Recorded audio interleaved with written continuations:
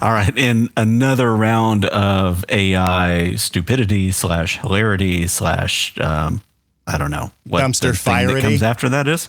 Dumpster firety. Yes, I'm dumpster firety. Dumpster fired up. There we go. There we go. Had to sound that out. Yeah, that was did not roll off the tongue. Chewy one. It was. Okay, so this is one of those big oops moments for a fairly prestigious magazine newspaper.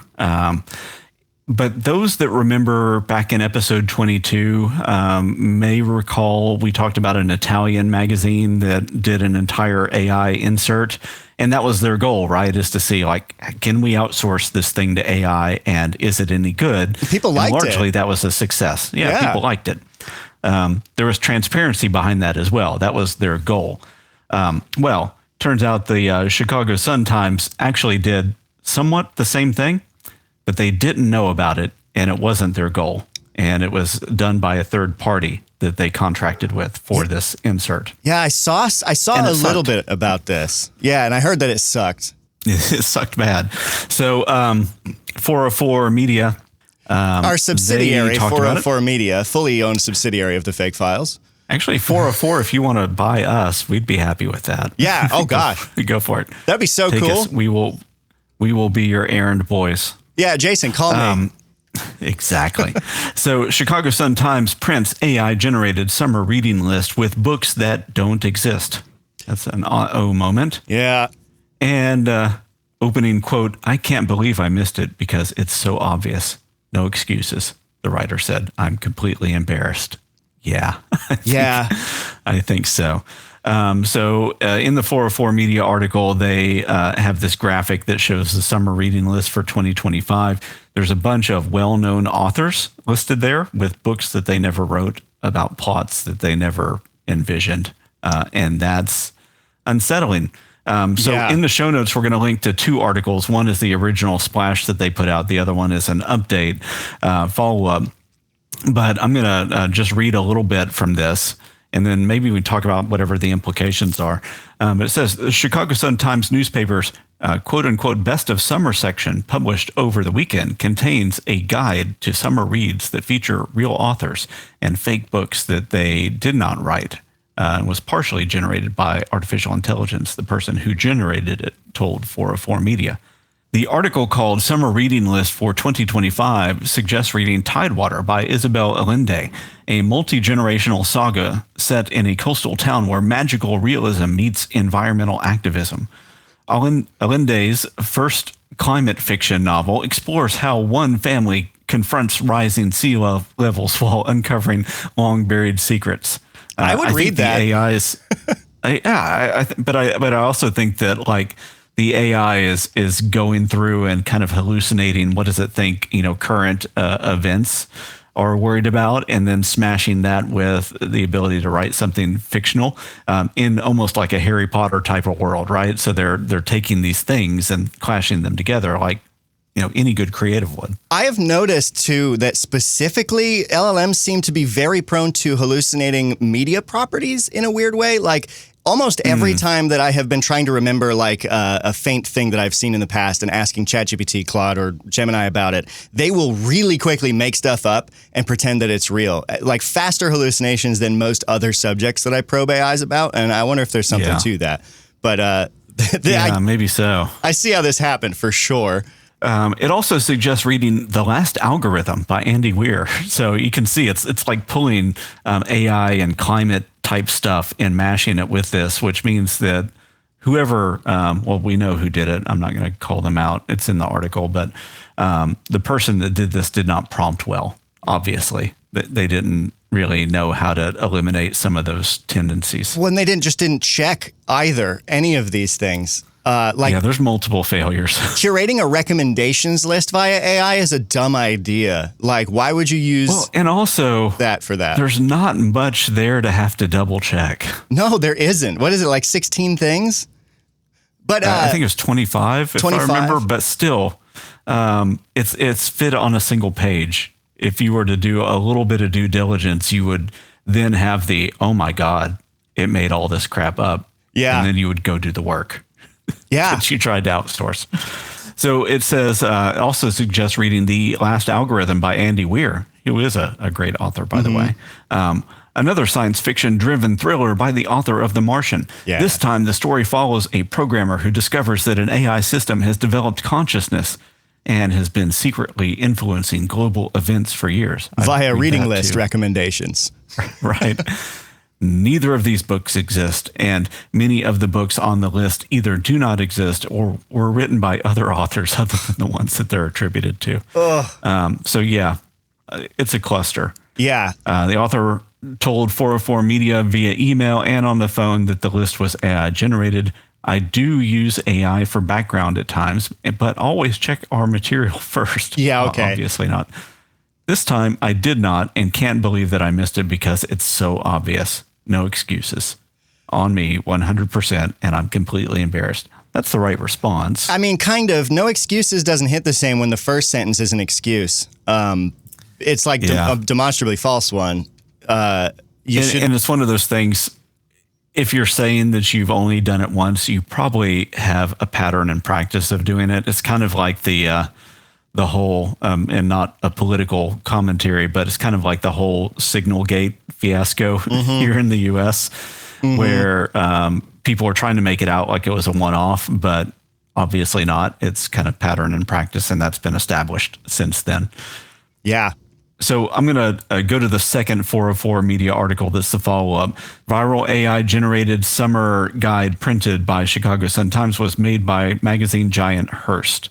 And so this is the Chicago Sun-Times basically pointing the finger at the organization that they outsourced this to, right? So they're saying this doesn't meet our editorial standards. We would never do this. We outsource this kind of guide. They, as a third party, didn't do their due diligence. And now we have to figure out how to respond. How do we deal with this? Yeah, I think it bears mentioning that like it is extremely common in the publishing industry for features, for articles, for inserts, for all sorts of things that may end up in one like primary object coming from different spaces. Like you get submission articles, you do things like this where like Hearst does this for you to put into your thing. The Chicago Sun-Times is publishing a newspaper, but not every single piece of it is 100% from them. It's from subcontractors, different independent journalists. They commission things. So like it totally makes sense how something like this could happen, but ultimately it's on the publisher to vet where these things are coming from. And that said, I'm surprised it's Hearst because that's like a big name. Yeah, it is. And it says that they bought this from King Features, which I guess is a division of Hearst, and says, historically, we don't have editorial review from those, mainly because it's coming from a newspaper publisher. So we falsely made the assumption there would be an editorial process for the thing, right? The thing that they outsourced. We are updating our policy to require internal editorial oversight for content like this. Now, King Features does syndicate a lot of things that are really well known and out in the public sphere. So they've got a good reputation on their own. They syndicate comics. They syndicate things like Car Talk, also horoscopes and columns by Dr. Oz. Oh, Dr. Oz. So they've got a wide variety of things that they have their thumbs in. But obviously, they were lacking some due diligence. That made its way into a very public failure, and I'm sure they're going to start to clamp down on some of that in the future. They also have this statement that they've printed that 404 Media has reprinted. We don't really have time to read that whole thing here, but it's basically them taking ownership of it. So doing damage control. Good to see that they're taking ownership. Yeah. Good to see that they're on the damage control train. Bad that it had to take that public embarrassment for it to happen, but I think this is the first of many. Yeah, well, and not even the first. This is in a series of many. Yeah, and like we will see more of this. And I mean, it's just sort of a symptom of needing stuff to fill space to keep things going for the sake of having stuff to keep things going. And then like that, because if someone cared about creating that reading list, like if it was something they cared about doing, I don't think they would have wholesale used AI to craft a list of fake books and not checked it. You know what I mean? Like if I said, Perry, make a list of recommended books for me, and it was like personally important to you to do that for me, you would probably recommend actual books. You wouldn't outsource that. So it's like laziness in service of just content to push, which is an issue with news and publishing in general. Oh, yeah. Yeah. Everything with a publication cycle has a content vacuum problem, right? You have to figure out something to fill the void. And AI's promise is a relatively cheap, cognitively and time inexpensive way of filling that void. And so I can see why somebody who, if it seems like the author of this is probably somebody who's also time stretched because they're creating a ton of other like real things, not just a reading list. And so they probably thought, hey, I can offload this cognitive task and do this thing. This is going to be the easy part of the job. And I'm going to like hunker down and do the hard part.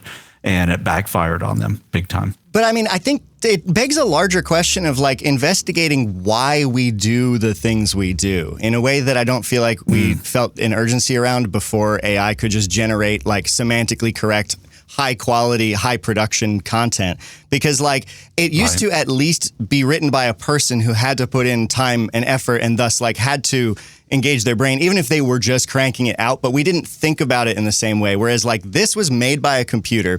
The person who made it obviously didn't even read all of it, and it's being put out as something for other people to read. Like, I think it's important. I think it's both important and interesting to question why we do these things we do. Like, what is it actually in service of? Why are you including a reading list? Just don't if you're going to do that. Right. Like, why offer that as a feature? I think it was probably in the contract for it, right? It was probably, we are contracting with Hearst or, the subdivision, this 64-page insert. In that will be like these categories of things. Recommended reading list for summer, maybe, hottest shoe trends, other things like that. And the person said, I'm going to focus on these things and I'm going to offload these other things that for whatever reason they assumed that the AI would get right, even though there's knowledge cutoffs inherent within large language models. But in making the decision to do that, you immediately are not serving the people for whom that list is for. Like for anyone who was looking forward to that list or wanted to look at like some books to read over the summer, you've like immediately taken that from them. And by I would say it differently. I wouldn't say you're not serving them. Instead, I would say you're not investing in the thing that they care about. You think you're serving them. But I mean, you're like, it's almost insulting, like, I think, to put something out that is trash and say, like, here's your trash that you want. I don't even care about looking at it. Here's your garbage, idiot.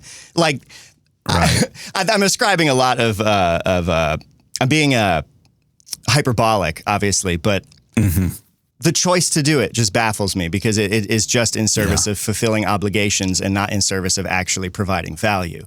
And I think the more we fulfill obligations blindly without thinking about the value we're providing or what we're doing, it is how we end up in the slop fest. And all of our economic incentives are built around that. So it's obvious like how it happens. And it's understandable that people are overtaxed and doing too much as we try and scale down workforces and make things more quote unquote efficient, but we just like really are detaching from the actual value of the things that we create. What use is the Chicago Sun if what they put out isn't news? Like what? Then they're just text. So it's interesting. The difference in inaccurate work is changing, right? Because before, if a person were to minimally invest in the output that they do, like this reading list, they would have hit the internet. They would have gone to Amazon or Barnes and Noble or one of the pre-pub book publisher things saying, what are the hot books of the summer going to be?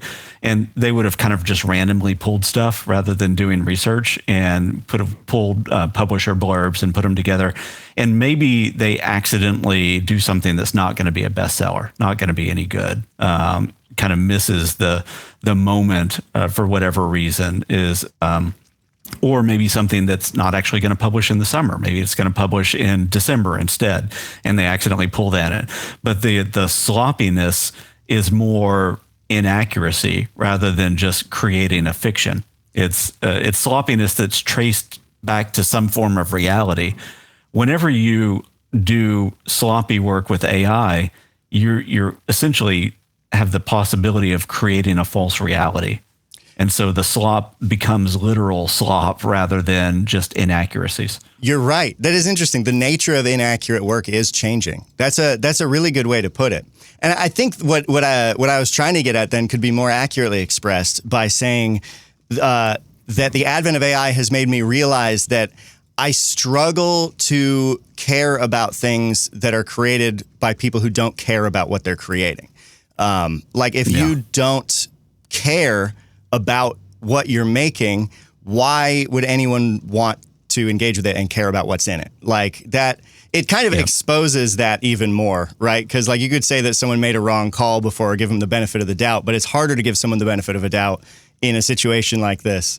Yeah, I have started to get really judgy in my head, like on LinkedIn comments and posts now, because I can spot a lot of the grammatical structures that are inherent to AI. And there's a little bit of a chicken and an egg thing there too, is that AI has inherent grammatical structures that have been based on some ways that some popular writers write. Yeah, I use an M dash all the time. Some people are also emulating. Well, I mean, Microsoft Word, if you do two dashes next to each other, will convert that to an M dash automatically. So I've always used M dashes. Same. And then I'll just copy and paste those because they look nice. Yep. But now people judge thinking that that's indicative of AI output. So sometimes I'll go and I'll take M dashes and I'll reconvert those to two dashes so that people don't make that assumption. But there's a structure right now that we see, like early with AI, anybody would say, if you see the word delve, really, prominently, that's inherent within AI. I forgot about that. A lot of times it was. Now it is the little grammatical structure where it says, where they're trying to do a turn of phrase and say, it's not just blank, it's this other thing. And you see that over and over and over. It's not just a book list. It's an investment. Or it's not just a book list. It is a symbol of the inaccuracy of AI output. And you'll see that way of doing things. And it's just over and over and over again in LinkedIn posts and comment threads right now. And there's a tiny interesting side effect of this that I want to tack on to the end of it. That I engage in personally, and I've seen other people talk about doing, which is the nature of the way you send quote unquote professional emails is changing a little bit in that I now make an effort to send emails like I would a text to a friend, where I'll put emojis or like, I don't care anymore if I put too many exclamation points or like if I make a dumb joke or a grammatical error, because it's more human. And I think that like we're sort of valuing the imperfections of the human condition more and more too. In the wake of being confronted with so much generated content. Yeah. Of course, you can prompt for that too. Oh, yeah. Yeah. No, Perry, you misunderstand me. Now I have an AI that uses those kinds of things to write all my emails for me. I just changed my system. That's what I'm going to do. Yeah. Pull out all those things and still just rely on the AI to do all my stuff for me. Oh, yeah.